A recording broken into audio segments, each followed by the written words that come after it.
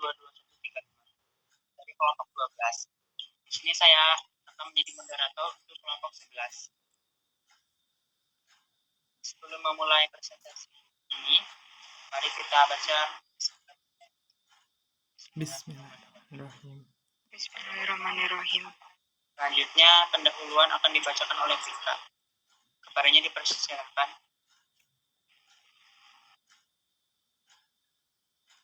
Baik, terima kasih kepada moderator yang telah memberikan saya kesempatan untuk menjelaskan mengenai pendahuluan.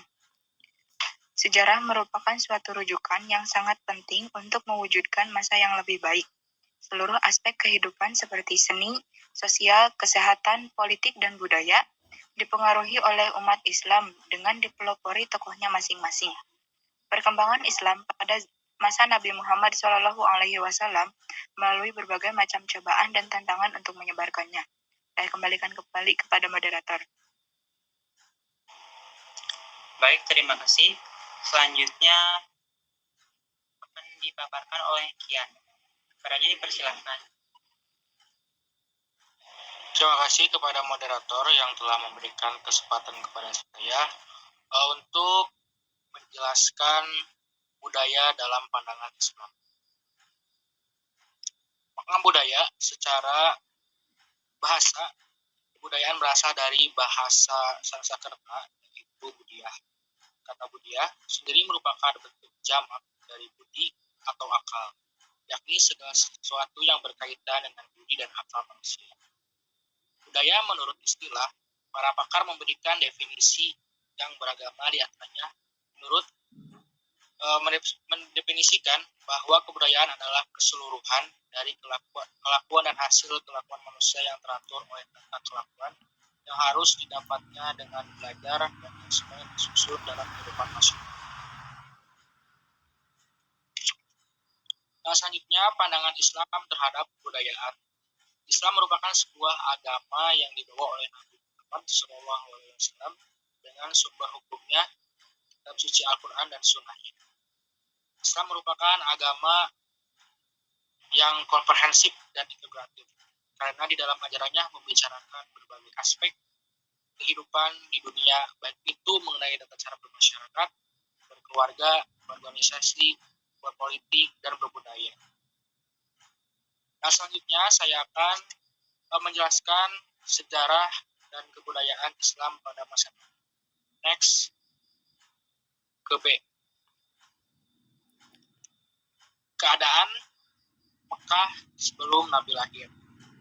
Kota Mekah sebagai tempat kelahiran Nabi Muhammad SAW yang berada di Jazirah Arab. Daerah ini dikelilingi oleh bukit-bukit, jaraknya sangat jauh dari daerah lain dan daerah Jazirah Arab.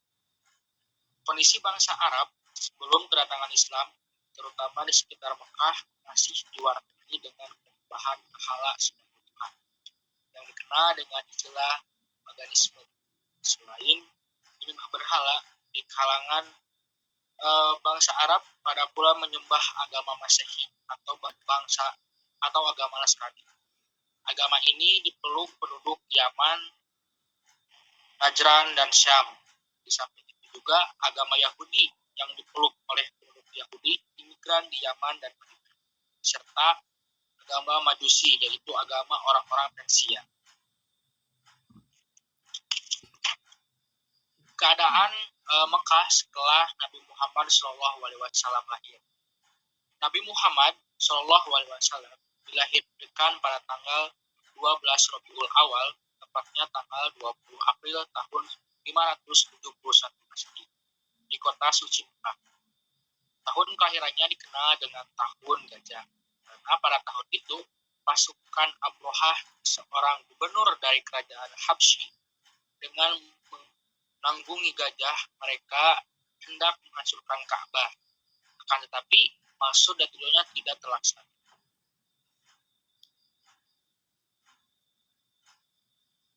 Ada 3 cara yang dilakukan Nabi Muhammad SAW untuk menyebarkan agama Islam.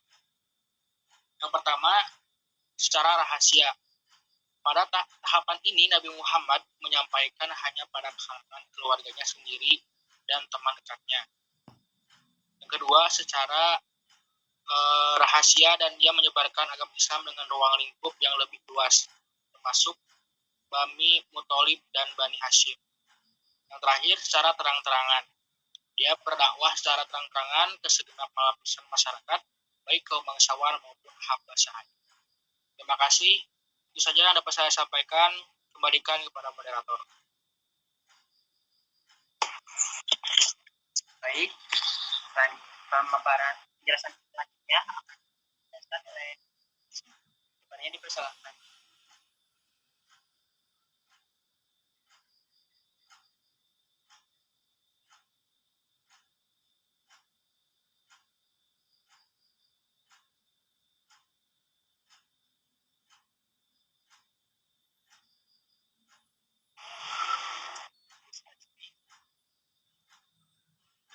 Oh iya, maaf.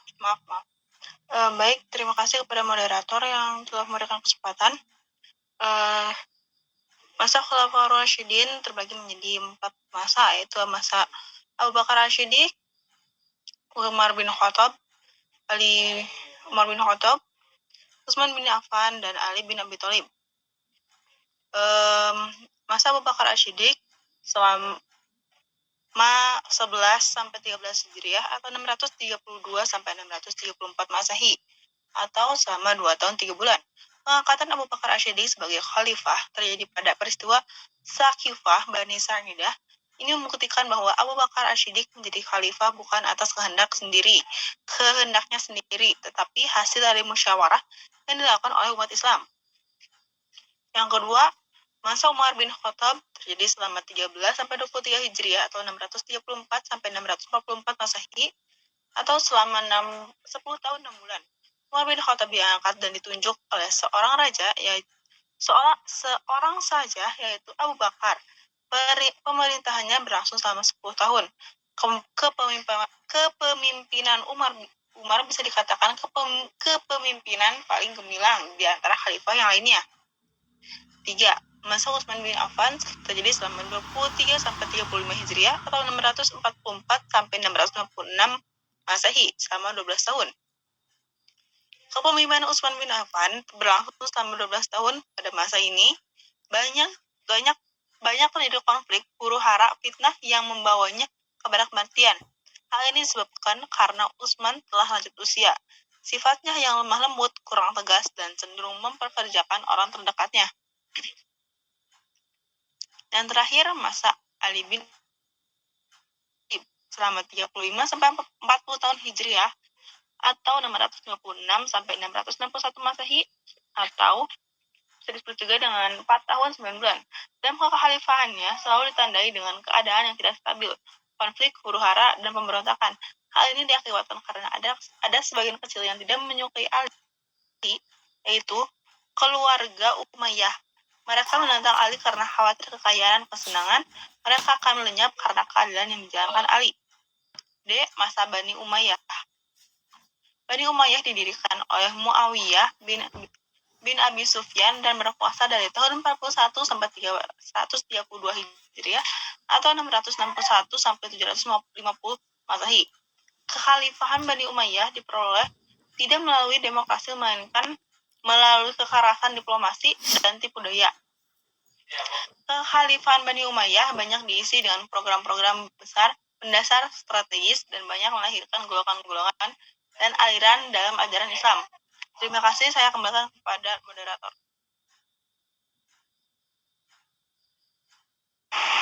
Baik, penjelasan selanjutnya akan disampaikan oleh Diva.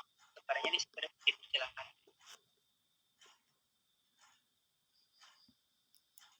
Baik, terima kasih kepada moderator yang telah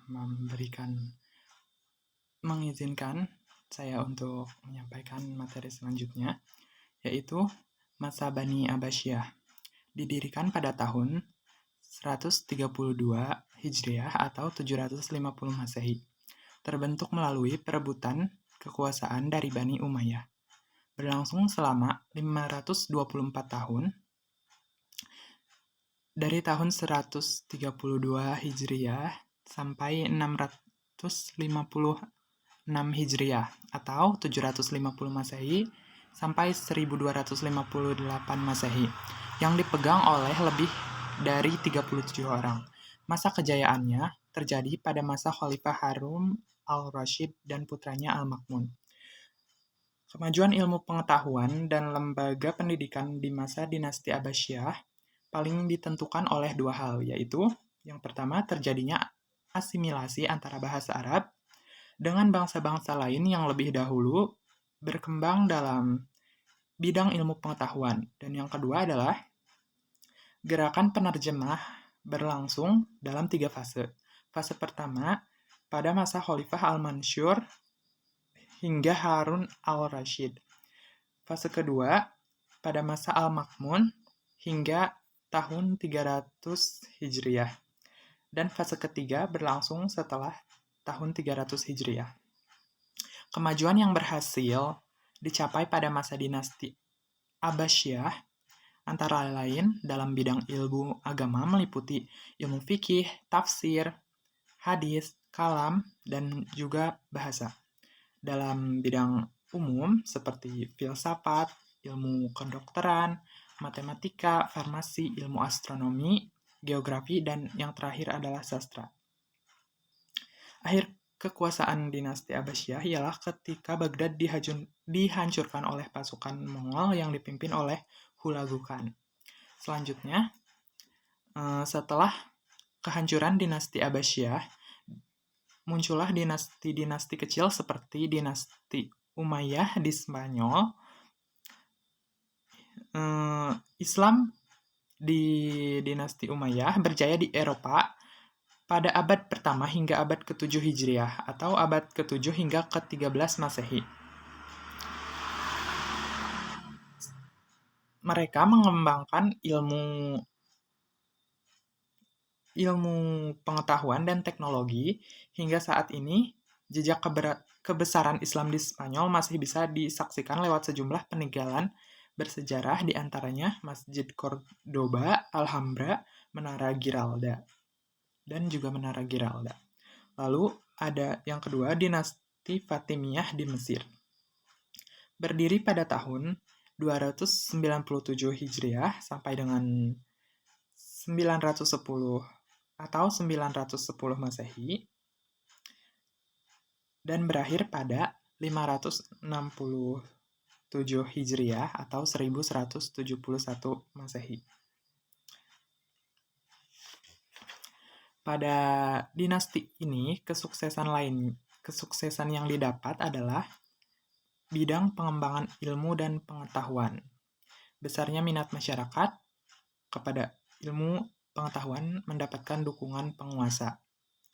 Kehancuran dinasti Fatimiyah disebabkan tidak efektifnya kekuasaan pemerintah. Lalu selanjutnya adalah dinasti Turki Utsmani di Turki. Masa pemerintahan Turki Utsmani berlangsung sangat lama, yaitu dari tahun 1299 Masehi hingga 1924 Masehi. Beberapa kemajuan yang dicapai oleh kekhalifahan Turki Utsmani diantaranya yaitu bidang politik dan pemerintahan seperti perluasan wilayah kekuasaan atau ekspansi, bidang kemiliteran seperti menciptakan jenis meriam, dan yang terakhir bidang ekonomi seperti negara agraris yang subur dengan hasil pertaniannya. Lalu yang keempat, dinasti Safawi di Persia. Dinasti ini berdiri dari tahun 1252 sampai 1334 Masehi. Dalam perkembangannya, ada beberapa kemajuan yang dicapai oleh kekhalifahan Safawi. Dalam bidang politik adalah membangun angkatan senjata yang kuat dan besar bagi kerajaan Safawi. Yang kedua, dalam bidang ekonomi, menjalin hubungan perdagangan dengan Rusia di sekitar Laut Kaspia. Yang ketiga, dalam ilmu pengetahuan seperti filsafat. Yang keempat, yang terakhir bidang dalam pembangunan fisik dan seni,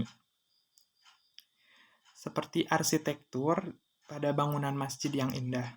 Lalu yang terakhir ada dinasti Mogul di India. Dimulai dari abad ke-16 sampai ke-19, dinasti ini didirikan oleh Zaharuddin Babur yang merupakan keturunan Timur Leng.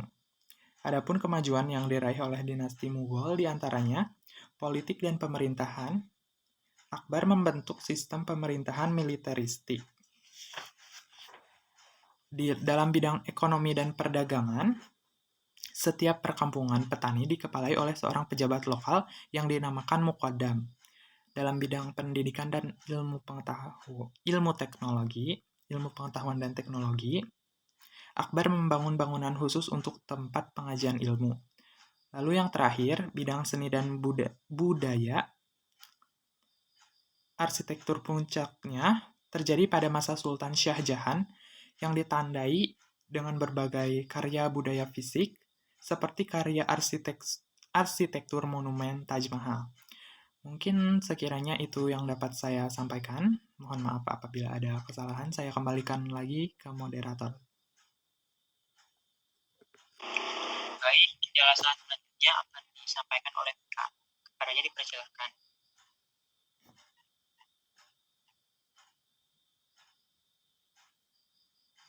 Baik, terima kasih moderator. Di sini saya akan menjelaskan mengenai Islam di Indonesia. Sejarah awal masuknya Islam di Nusantara. Pada masa kedatangan Islam, penyebaran agama dilakukan oleh para pedagang Arab, India, dan Cina. Ada beberapa teori mengenai waktu masuknya Islam di Indonesia. Pertama, masuknya Islam sejak abad ke-7 Masehi. Para pedagang Muslim yang berasal dari Arab, Cina, dan India datang ke Indonesia untuk berdagang melalui Malaka. Malaka merupakan pusat utama lalu lintas perdagangan dan pelayaran. Dengan demikian, Malaka menjadi mata rantai pelayaran yang paling penting. Kedua, masuknya Islam sejak abad ke-13 Masehi. Masuknya Islam ke Indonesia baru dimulai pada abad ke-13 Masehi. Pendapat ini didasarkan pada penemuan-penemuan sebagai bukti yang kuat, di antaranya dikaitkan dengan masa runtuhnya dinasti Abbasiyah di Baghdad. Kemudian ada beberapa teori besar mengenai tempat asal kedatangan Islam menyentuh Indonesia. Satu, ada teori Gujarat oleh Profesor Dr. Snow Horgrunge. Kemudian yang kedua ada teori Makkah oleh Profesor Dr. Buya Hamka. Yang ketiga ada teori Persia oleh Profesor Dr. Hussein Jayadiningrat. Dan yang keempat ada teori Cina oleh Profesor Dr. Slamet Mulyana. Kemudian metode-metode penyebaran Islam di Indonesia. Pertama, melalui saluran perdagangan. Jalur ini sangat menguntungkan karena para raja dan bangsawan turut serta dalam kegiatan perdagangan. Bahkan mereka menjadi pemilik kapal dan saham. Yang kedua, melewati saluran perkawinan. Jalur perkawinan ini lebih menguntungkan apabila terjadi antara saudagar Muslim dengan anak bangsawan atau raja dan anak adipati, karena anak-anak dari mereka itu kemudian turut mempercepat proses Islamisasi. Ketiga, ada saluran tasawuf. Karena dengan tasawuf, bentuk Islam yang diajarkan kepada penduduk bumi mempunyai persamaan dengan alam pikiran mereka yang sebelumnya menganut agama Hindu. Yang keempat, ada saluran pendidikan. Saluran pendidikan dilakukan di pesantren maupun pondok yang diselenggarakan oleh guru agama, kiai-kiai, dan ulama-ulama. Yang kelima, ada saluran kesenian. Saluran Islamisasi yang paling terkenal adalah pertunjukan wayang yang dipakai oleh Sunan Kalijaga. Yang terakhir ada saluran politik. Tidak sedikit yang masuk Islam diakibatkan karena rajanya. Artinya, rakyat masuk Islam karena rajanya memeluk Islam terlebih dahulu. pengaruh politik raja sangat membantu tersebarnya Islam. Terakhir, ada kerajaan-kerajaan Islam di Indonesia. 1. Kerajaan Erlak. Kerajaan ini didirikan sekitar pertengahan abad ke-9. Yang kedua, ada Kerajaan Aceh Darussalam yang terletak di daerah Aceh, didirikan pada tahun 1514 Masehi. Ketiga, ada Kerajaan Demak kerajaan pertama di Pulau Jawa yang didirikan pada tahun 1478. Yang keempat, ada Kerajaan Mataram Islam. Kerajaan ini didirikan pada tahun 1586 Masehi di Kota Gede bagian Tenggara Yogyakarta. Selanjutnya ada Kerajaan Cirebon, kerajaan yang berdiri pada tahun 1522 Masehi yang didirikan oleh Raden Fatahillah. Keenam, ada Kerajaan Banten. Kerajaan ini didirikan oleh Sunan Gunung Jati pada tahun 1525. Dan yang terakhir ada Kerajaan Islam Banjar, kerajaan yang berdiri pada tahun 1520 di Kalimantan Selatan. Sekian yang dapat saya sampaikan, saya kembalikan kepada moderator. Baik, sesi pemaparan materi sudah habis. Selanjutnya saya akan membacakan kesimpulannya. Jadi kesimpulannya, budaya dan sejarah perkembangan Islam mengalami perkembangan sampai akhirnya bisa masuk ke Indonesia yang kemudian menyebar secara luas dan menjadi agama dengan pemeluk terbanyak di Indonesia. Saya cukupkan presentasi kali ini. Untuk menutup presentasi kali ini, sebaiknya kita semua membaca hamdalah bersama-sama. Alhamdulillah. Assalamualaikum warahmatullahi wabarakatuh. Waalaikumsalam warahmatullahi wabarakatuh. Waalaikumsalam